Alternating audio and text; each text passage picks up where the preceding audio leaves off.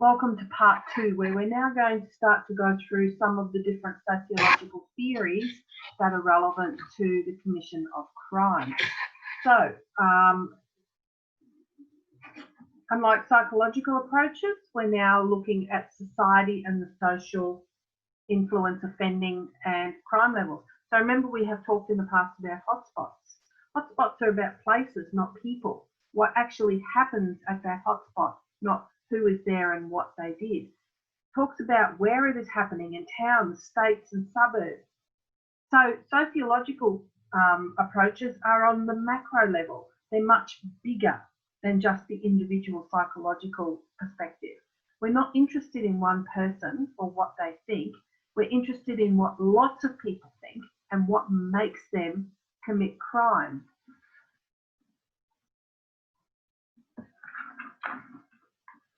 So the first person we're going to look at is Emile Durkheim. And I'm sure those of you who are doing social problems with Sheena will have heard of Emile Durkheim. So he studied social change and industrialisation in France and noted the shifts from mechanical society to organic society with relationships. So what do they do in functionalism when the norms break down? Well, they keep you in check. We know what to do. We have boundaries. Think about at the moment with COVID going on. The norms have changed for many of us, but we know what to do. And we're kept in check and we know what those boundaries are that we have to adhere to. So during Durkheim's time, people were moving in numbers from the farms to the cities. And if they didn't move physically, they'd bring their goods in, and there was a barter system that went on between them and the people who lived in the city to sell their goods. But there was big changes that went on over 20 years, and society would start to suffer because of it, because there were too many people and not enough jobs. And this is what anomie refers to, the breakdown of social norms where there's dissatisfaction, frustration, conflict and deviance. I would suggest that that's probably what's happening in America at the moment. They're going through this whole breakdown of their social norms and they're trying to work towards a new one. We'll know what it is when we get there, I suppose. But Durkheim said that crime was a normal part of society, and we need to have crime, because if we don't have crime, we won't know what is behaviours that are acceptable and not acceptable. So it draws attention to the conditions that are causing it. Shaw and Mackay also believed that behaviour was regulated via social norms and values. So a high social disorganisation is a result of a lack of social controls not being the same as in their country of origin. Okay, and this early work has led to environmental criminology, which is another area again. Emile Durkheim was a man who died of a broken heart. His son was killed in World War I on the Western Front, and he died a year later from that broken heart. He wrote a book on suicide from a sociological perspective, discussing that we can rate how healthy a society is based on suicide rates. Why do you think that might be? Think about what's happening in our society right now, especially in Victoria, where they're in a very, very harsh lockdown, and the expectations are that the suicide rates are actually going to outstrip deaths from COVID. In Japan, suicide is all about honour. If you dishonour your family, you should suicide.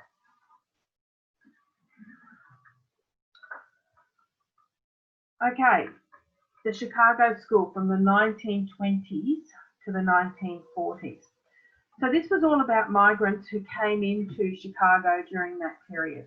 At the time that they moved in, you had the Central Business District, which is the centre of this circle, and then the transitional zone was the next one out, and that was where the migrants would go to settle. And as they settled and made money, they would move to the outer zone. So they would go to the working class zone and then go to the residential zone and the commuter zone. Okay? But what they were looking at was that while crime rates varied over time throughout the zones, they were stable relative to one another. And transition zones, which was the second one, whoops, sorry, go back, the second one here, that transition zone, even though the people changed all the time and kept moving out into the more residential zones, this zone kept a relatively high criminal rate. Okay, really evidenced the highest rates of crime. So there was a state of normlessness in the transition zone as they arrived from other countries. And there could be a lot of reasons for this. These people that were coming in as immigrants wouldn't have had jobs. There was no like benefits or welfare from the government. You either worked or you didn't eat. And there could have been language barriers. And one of the way that you can resolve problems when there's a language barrier and perhaps you're all fighting over the same jobs is that you will fight physically. So social disorganisation says that it doesn't matter about the people. We're more concerned with the social places and the environments as being the predictors of crime, not the individual people. And if you have a look at this map, it shows that we had the same trends over 30 years. The numbers did not change, so it's not about the people. Okay? Taken over 30 years, you can see the same areas are highlighted. Demographic instability, people constantly moving, a high percentage of immigrants and minority groups, low percentages of home ownership. So they don't care to own or look after where they do live.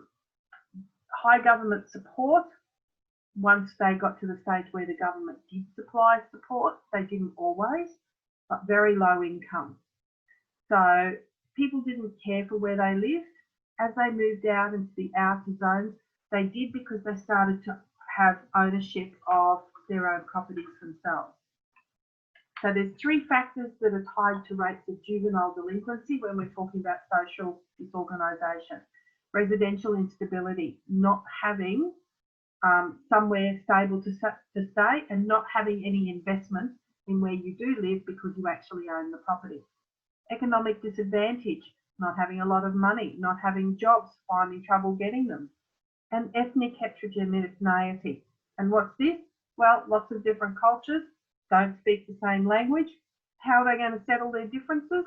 They're going to fight. So we're now going to move to Robert Merton and structural strain.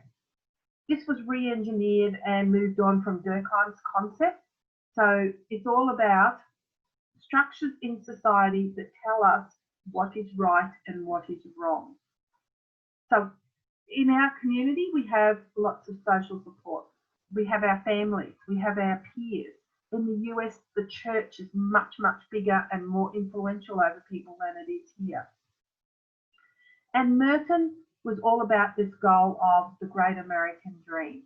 So the Great American Dream was the house with 2 children, the white picket fence, having a job, financial success. Do we have that in Australia? That seems to be the dream here, is to own your own home, to get married, have children. I think it's slowly changing, but that was what we would have seen as the Australian dream. Is it still achievable? I'm not sure. In some places where the average price of housing is getting up to $1 million, that owning your own place is as achievable as it once was. But we all want nice things. And it's all about how we use or what means we use to get those things. So if kids want nice things and they don't have the means of achieving them legitimately, then they'll use illegitimate ways to get to it. So drugs, prostitution, to get the things that they want. And this is where anomie results from an imbalance between societal goals and the means of achieving them. So therefore, the result is strain and deviance. Okay? So there's lots of different ways that we can adapt. We either conform. If we can't get it, we can't get it. And this is the most common way. Most people will conform. Ritualism, accept the means but reject the goals. So you might still work and only buy what you can afford, but you're not interested in having as big a house or having as many children. So you're settling for much smaller goals. Retreatism is where you reject both the goals and the means. Rebellion is where you reject both and substitute with new ones.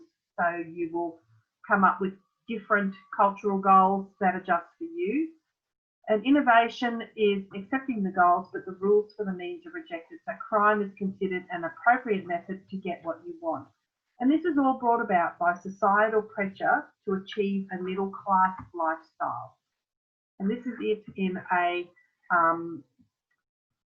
drawing or a whatever you want to call it, table. Okay, so the institutionalized means up the top here, that means getting an education, having a part-time job or a full-time job. The cultural goals down the side here, the white picket fence, the house, the dog, owning a car, having a family. Okay, and this is how it all works. So if you accept the institutionalization and cultural goals, then you are conforming. Okay, reject the institutionalized means, but accept the cultural goals as innovation. And innovation, really, you could say they want it all, but they don't want to work for it. So how are they going to get it? Well, they're going to break the law to get it. Accepting the institutionalized means, but rejecting the cultural goals as ritualism, and retreatism is rejecting both. And over here, you've got rebellion, which is where you make up new means and new goals. So you reject education, part-time or full-time job, and come up with different institutionalized means, and you reject the cultural goals of the white picket fence and come up with new ones for yourself. Okay. So Merton's research and theorising centred on economic crimes rather than violent crimes. He concluded that more economic crime was committed by the lower classes, and it was all about the enemy, the inability to reach societal goals by the accepted means. However, the source of criminality is not simply enemy, because there are inequalities within society, then discriminating against the lower classes. There are families that we now have, especially where I live at Logan, and I should imagine there would be a lot of other areas where this is also true. We've got families where there are generations that are unemployed and not well educated. We have got parents who've got children, and none of them have ever had a job. So they do not strive for anything. But it can lead to feelings of unfairness and frustration, and this is where he coined the term social structural strain. Now, this YouTube clip here that I would like you to watch, it's only very short, comes from a TV show called The Wire, which is very much, without meaning to, I don't know if they deliberately did it or not, but focused on a lot of these theories about people trying to get ahead in society. And remember, this is all strain about large groups of people situated together geographically. So it's not really about specific areas, but if you look at specific areas, this is where you're going to find these whole groups that are unemployed and not well educated. And they all tend to be attracted to areas where they can live cheaply. Okay, so watch this one. This one here is actually Robert Agnew, and he is discussing this. It's a little bit dry, but if you fast forward and just start at 1:55, he will give you a bit of good background from someone who's been researching in this area for a very long time. Okay, social control theories. Now we're taking a step back and looking at the other side of it. Instead of looking at why people do go on to commit crime, we're going to now look at why people do not commit crime. So Hershey came up with this social control theory. This is different from strain, where the institutions tell us what we need to do and tell us why people commit crime. This is the opposite. This is where the institutions are holding us to abide by the law. So just by being a university student, university keeps you in check. It gives you responsibilities that you need to meet. So that is a social control that is keeping you on the straight and narrow. How influential are the police in your life? We usually have students every trimester who have family members who are police officers, that would be a pretty good social control to keep you on the straight and narrow. But think about who does influence you and control you. Family. If you went to school and were at a very proactive, tight-knit, group of peers at school, your job, working gives you responsibilities and things that you need to do every day. That is a social control that will stop you from going on to commit crime.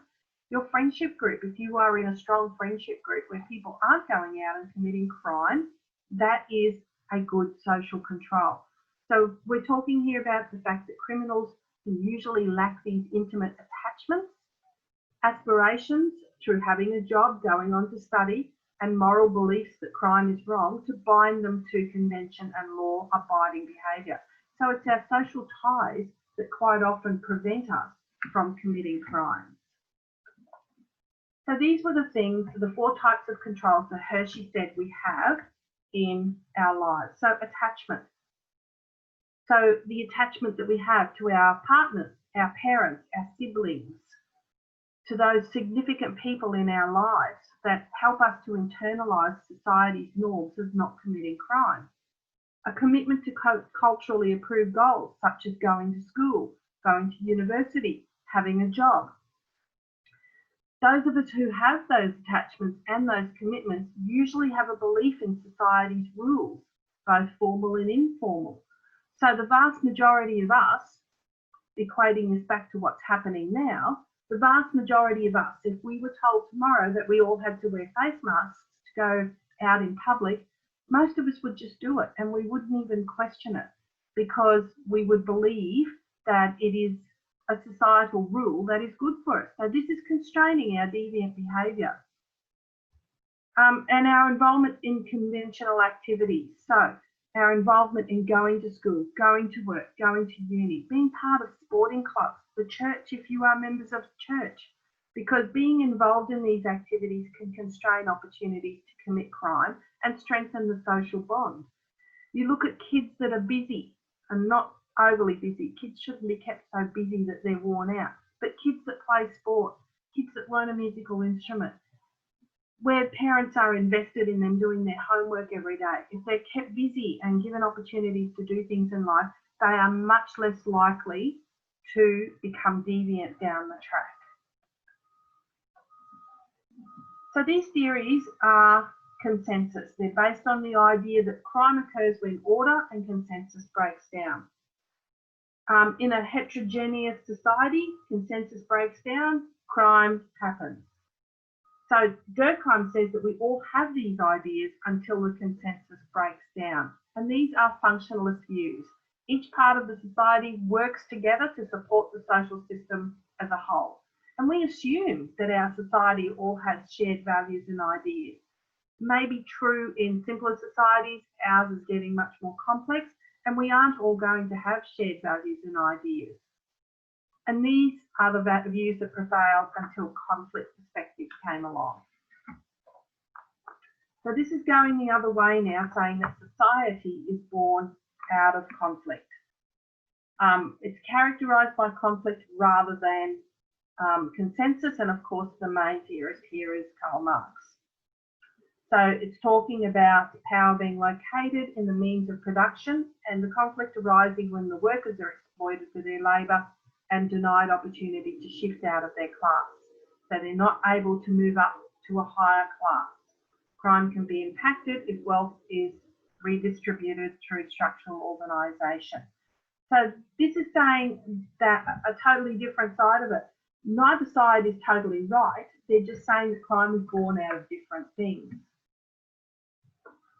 Here are some quotes that are around conflict perspective. Distress due to poverty gives the worker only the choice of starving slowly, killing himself quickly, or taking what he needs where he finds it, in pain, either stealing. And it is not surprising that the majority prefers to steal rather than starve to death or commit suicide. Crime arises out of dehumanising effects of capitalism, which is characterised by a system where the means of production and access to wealth are in the hands of a few, leaving most people deprived with little control over their economic status. So these perspectives are concerned with how power relationships are said to oppress certain groups. Now, I will draw your eye to the fact that these were written back in the 1800s, so 1844, another edition in 1958, but same quote from 1844 and 1876. Unions have come in a lot since then to make sure that the workers are not totally used and abused. But the way we think about capitalism is changing in the world.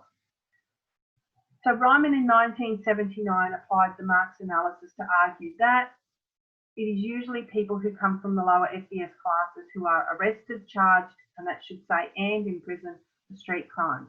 Most of the stuff that happens that is street crime is lower level stuff committed by people who are doing it often just to survive.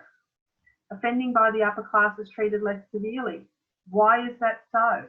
Well, part of the reason is that if you are in the upper class and you have more money, you can afford to have much better legal representation. And that's why they appear to be treated less severely than lower SES people who don't have that ability.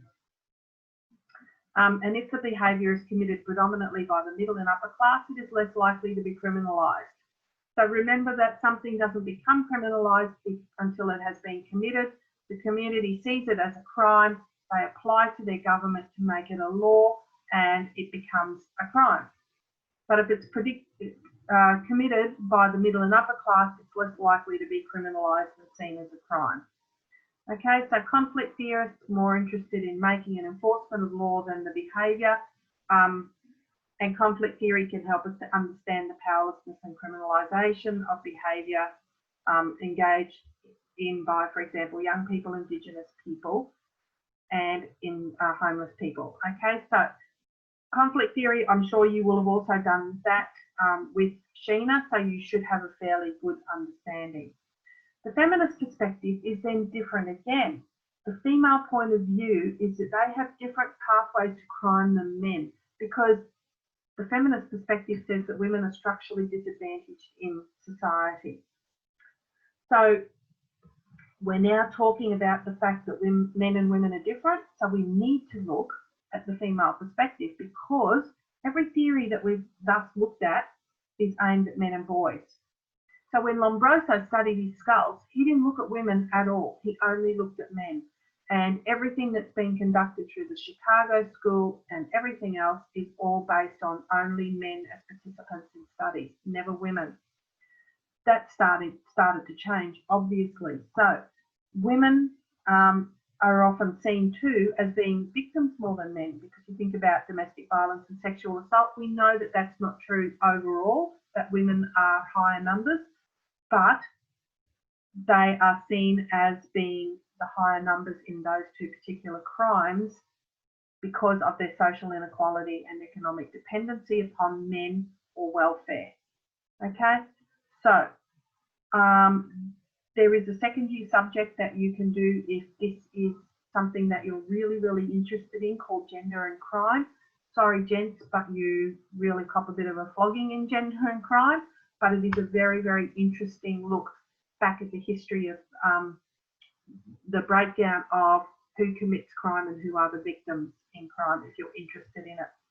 This YouTube clip that's here is about a lady called Andrea Yates. She suffered from postpartum psychosis, my apologies, postpartum psychosis. She drowned her 5 kids one by one. So the oldest ones did fight, they were around 6 or 7, right down to babies. It's a really, really interesting insight into what happened with her and why she committed this crime.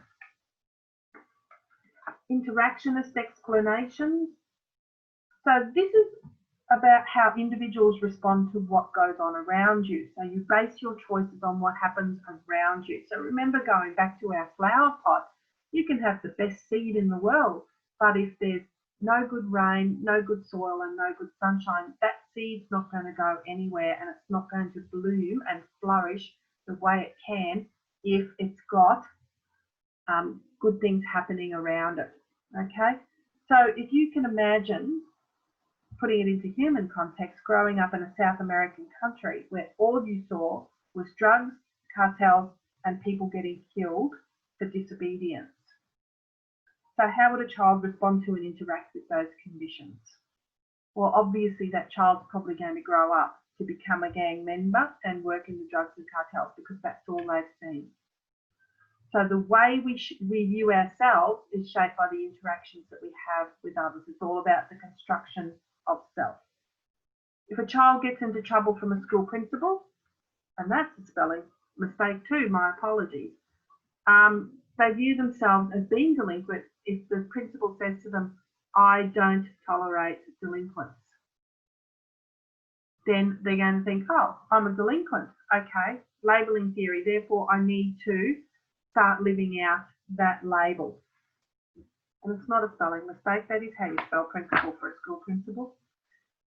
So, if you label someone as something, then they're going to want to live that label. So let's have a look at how labelling theory works. This is Becker's theory from 1963. And again, I'm sure that you will do this with Sheena when you get to symbolic interactionism.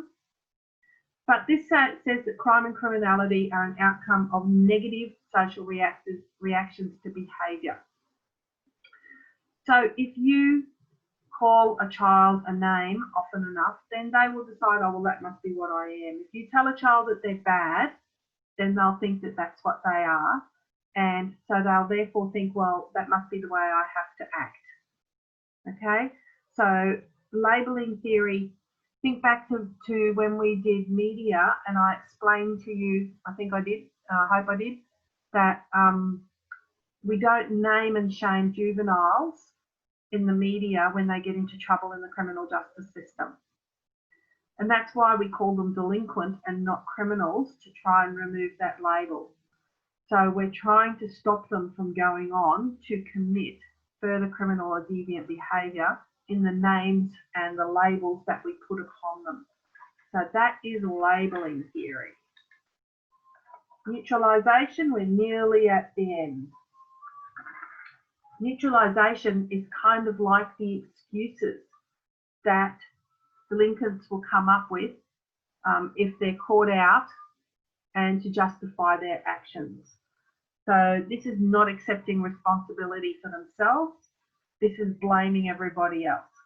So denial of responsibility. Oh, well, they made me do it. I didn't have a choice.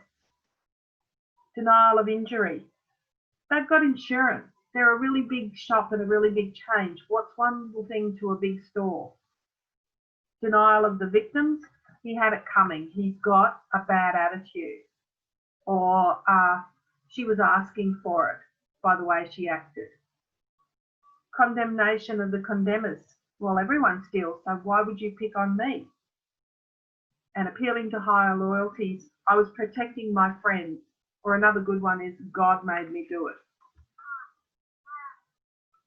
So yeah, neutralisation, Sykes and Matza. So integrating the theories.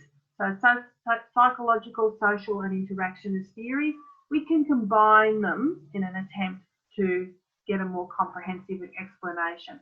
No one theory is going to fully explain why someone commits a crime. Agnew combined structural strain, social control and social learning theories, and social learning theory is a psychological theory to better explain why offending peaks in adolescence. So putting the theories together to explain criminal behaviour. You could never use just one of these theories to explain why someone commits a crime. You really do need to put them together. Okay, that's the end of part 2 and the mini lectures for this week. In week 8, we're going to look at white collar and internet crime. And I have some stats that I think are probably going to really surprise you as to how prevalent and how expensive these types of crimes are. See you next week.